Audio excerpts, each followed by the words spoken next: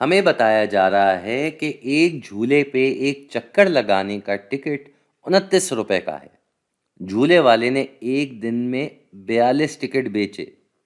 अंदाज़ा लगाकर बताएं कि झूले वाले ने कुल मिला के कितने पैसे कमाए होंगे।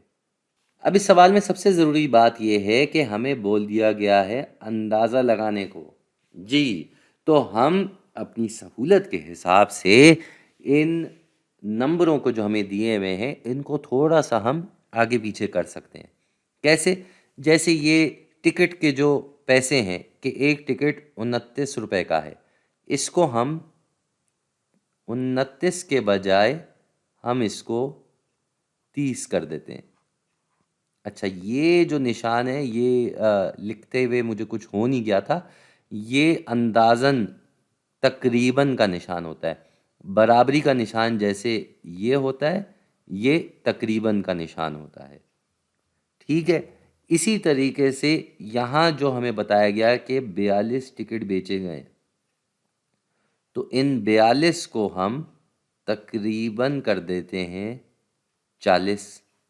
हम इसको 50 नहीं कर रहे, ज़्यादा दूर नहीं ले जा रहे, जो करीब तरीन आसान नंबर है वहीं ले जा रहे हैं।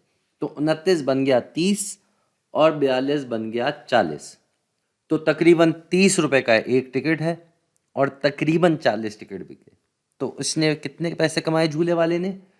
बड़ा आसान है, अगर एक टिकट तकरीबन 30 रुपए का है और तकरीबन 40 टिकट बिके हैं, तो अंदाजे के हिसाब से झूले वाले ने 30 बाय 40 30 बाय 40 रुपए कमाए।